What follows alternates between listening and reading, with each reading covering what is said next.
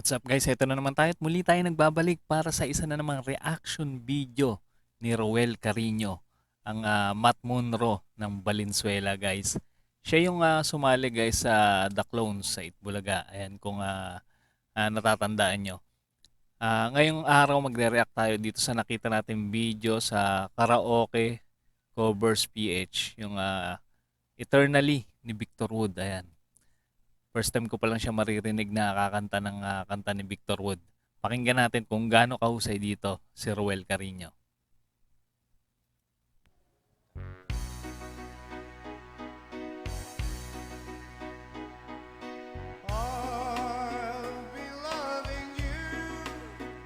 Victor Wood? Ayos. Galing.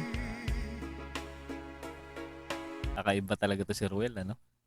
Hindi lang Matt Munro talaga yung kanya kantahin. Hindi ko pa nahanap yung yung Frank Sinatra na kinover niya yan. Pag nahanap ko guys, gagawa natin ng reaction video yun.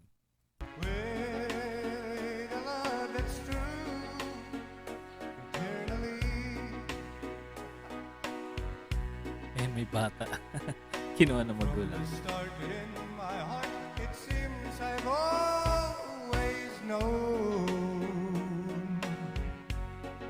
Parang totoy pa si Roel dito, no? Siguro matagal na to, tong video na to. Nakalagay dito sa nag-upload parang 1 year eh. Pero duda ako baka hindi lang 1 year to eh. Parang masyado pang bata dito si Roel. Baka late na yung upload.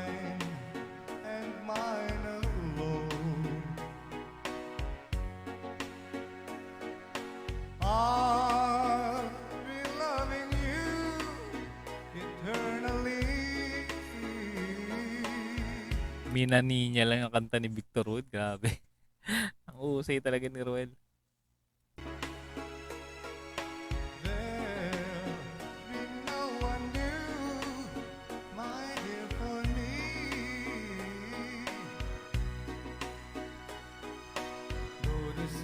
Ang alam ko nga pati Jose Marichan, di ba? Kaya niyang gawin.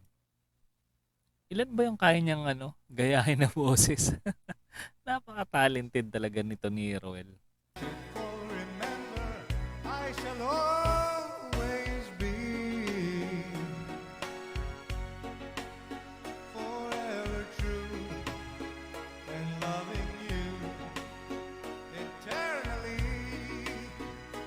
Kaya maraming humahanga dito kay Roel eh. Grabe, iba talaga yung charisma niya, tsaka yung niya, yung boses niya talagang parang binabalik tayo sa nakaraan, no? Yung mga sikat na kanta dati.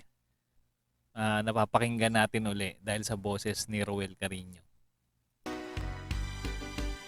Yung mga classic na kanta.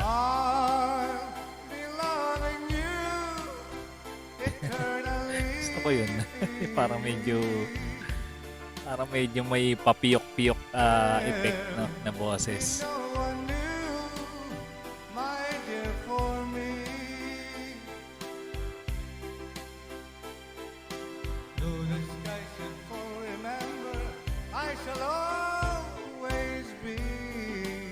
Pero parang feeling ko si Victor Wood parang kinopya niya rin yung boses ni Elvis Presley, no? Yung mga ganon, yung mga papiyok-piyok na ganon na style.